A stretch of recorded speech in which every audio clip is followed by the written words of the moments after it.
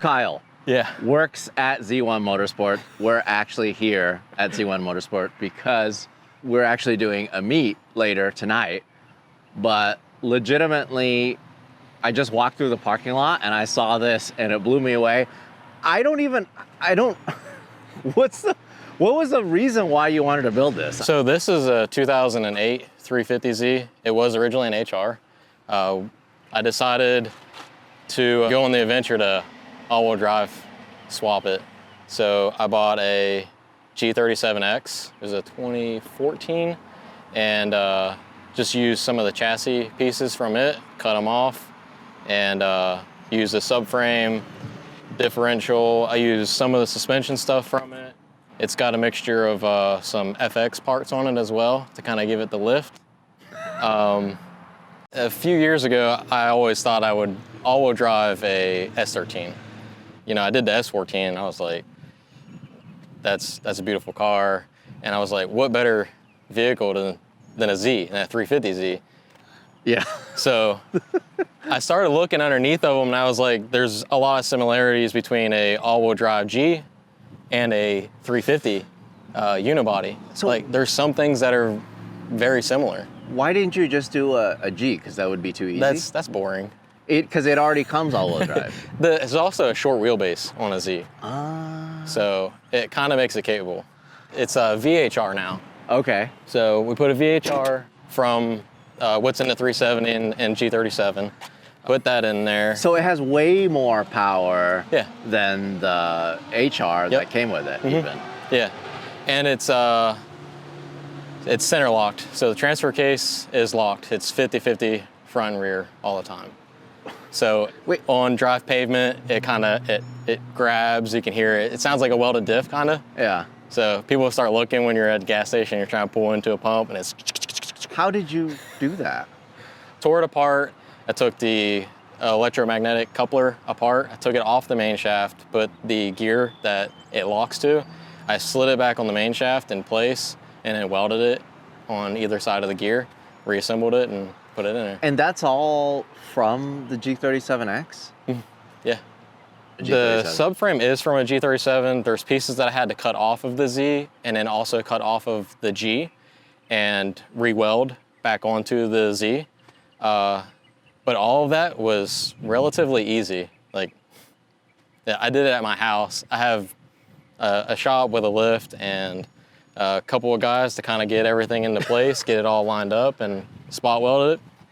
It's funny how stock it actually looks. I mean, it looks like it the belongs. same. Yeah, including the intake manifold, everything. It looks the exact like same. A dead giveaway on like the HRs and the VHRs is like you can see the V valve for the VHR.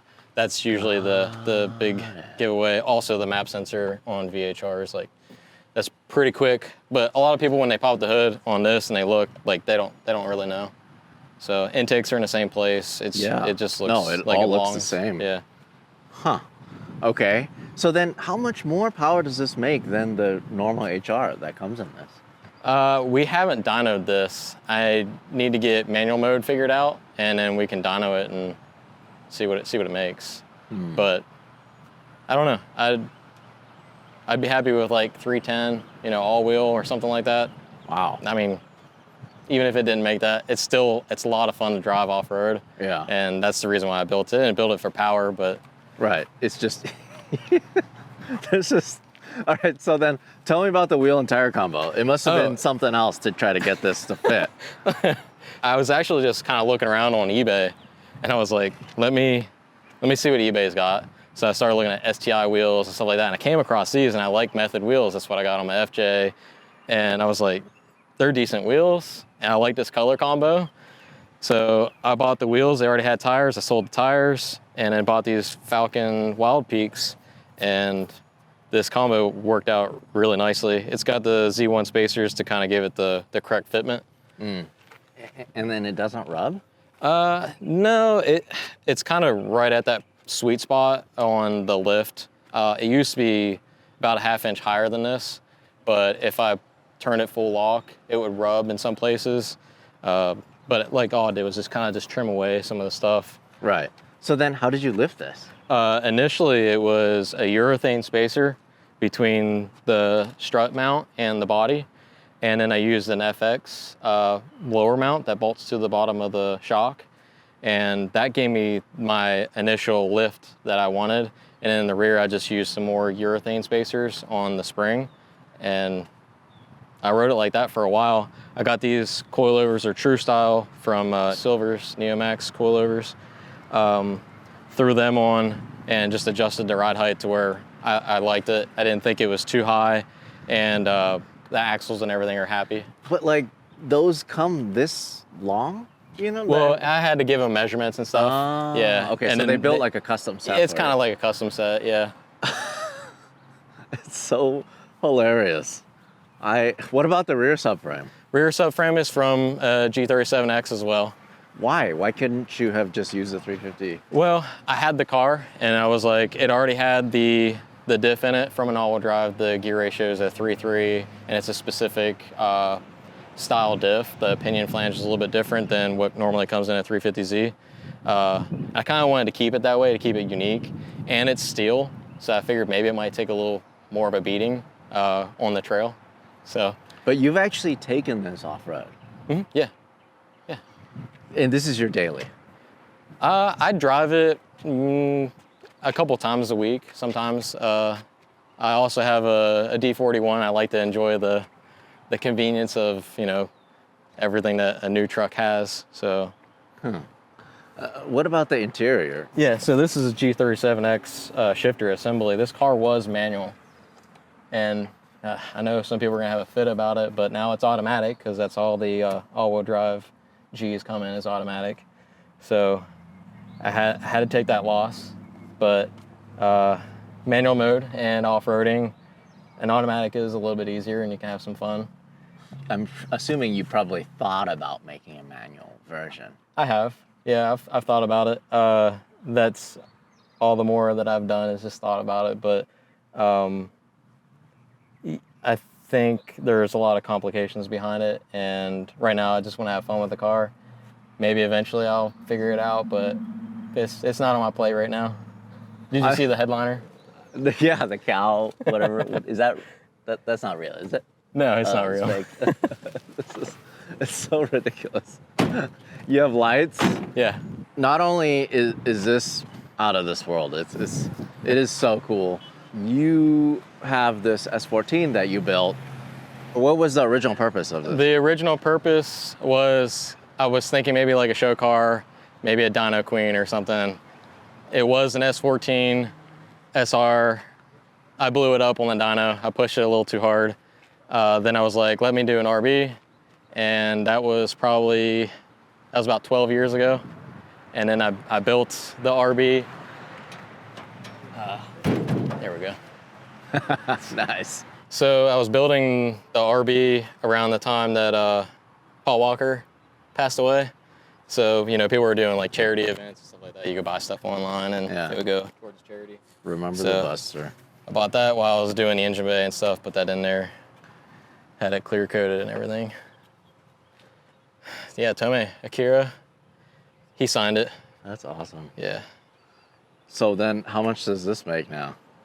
This makes 500. So cool. I love it. These could not be more different. Yeah. My goodness. It's this awesome S14 RV powered. It's so cool. And then you have this off-road monster. What do people say to you when you're driving around in this thing? I get a lot of people kind of turning their head or smiling at it, and it's quite entertaining when you're passing somebody and they kind of double take. They're like, what is that? Huh. All right, cool. Can we take it for a drive then? Yeah. Yeah. All right, let's do it. So, like the coilovers that you got, they're kind of tuned for off-road then, huh? Yeah, they gave me the softest spring rate that they felt comfortable with. Mm-hmm. There was another option that could have gone a little bit softer, but after telling them that I do drive it on the street from time to time, they were like, we'll give you these and see if you like it. It's gonna be hard to convey on camera how steep this actually is. Have you actually measured the approach angle on this thing? Mm-mm. Nope. I built the skid plate and then we took it off-roading.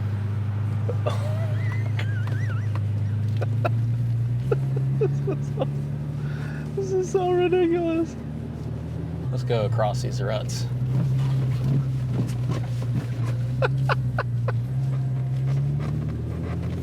Oh my God. Doesn't get high centered or anything. So how many inches are these tires? They're basically a 30-inch tire. 30, got it. Let's see, this is a little steeper. See if we can't, nope, fine. Nope, no problem. This is definitely an off-road Z. So even if you lifted a G37X and did all this stuff, it wouldn't be like this. Nah. No, the wheelbase is a little bit longer.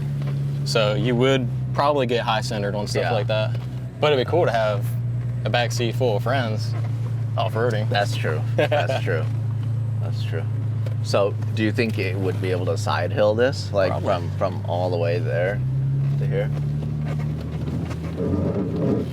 Little rub. Oh, wow.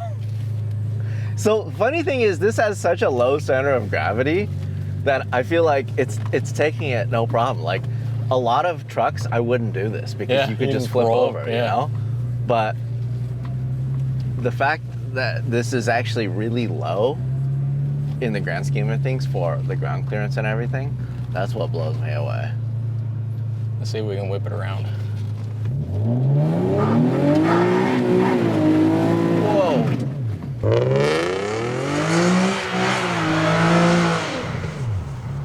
What? That is awesome. Oh my God. Oh, this thing is so cool. This is just ridiculous. I love it. I absolutely love it. Have you tried doing all-wheel drive donuts in this thing? I have, but once you get some momentum going and you let up on the throttle, it wants to shift into the next gear.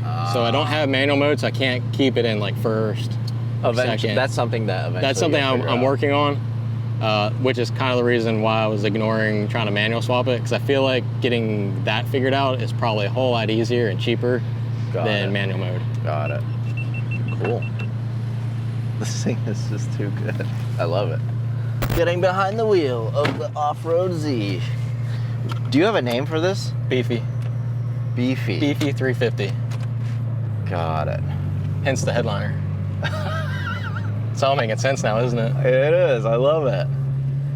Beefy, one Beefy 350. So like all of this stuff, you got it to work with some of it. The coolant temp, we're working on that. Okay, so then what is working is the tach and the speedometer works. Yep. Fuel gauge, obviously, like that didn't play a part. Got working AC. Oh, nice. Yeah. So you is that all transported over? That's a CAN bus thing as well.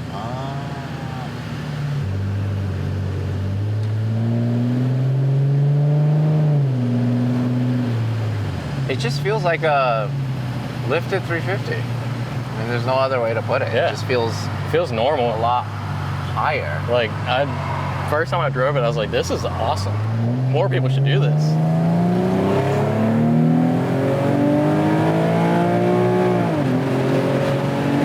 It's pretty good. So then what do you do day to day at Z1? I'm the shop foreman.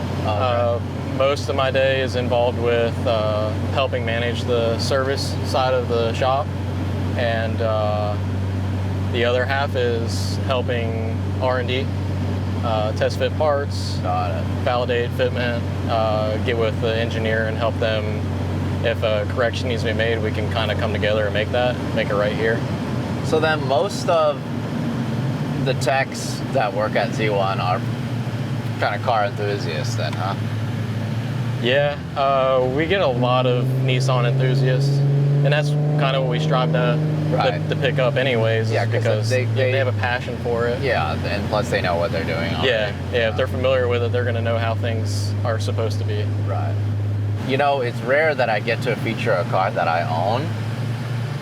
But the funny thing about this is it could not be more different. It could not be more opposite world of Yeah. what I have, you know? Like, this is just, it's just so ridiculous. I'm assuming that there's other people that lift 350Zs, but they keep them rear-wheel drive. Yeah, I think there was one kind of going around on social media a couple years ago. I think it was just rear-wheel drive.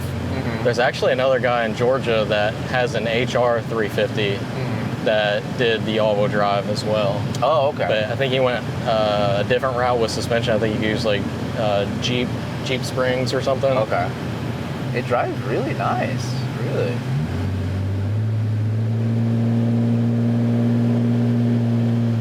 Amazing.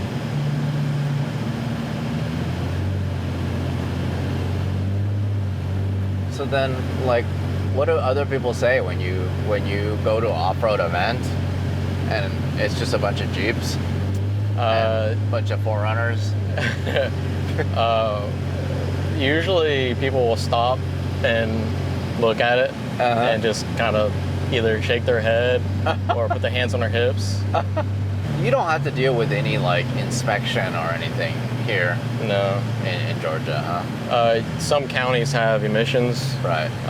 but no safety inspections or anything like that. Got it.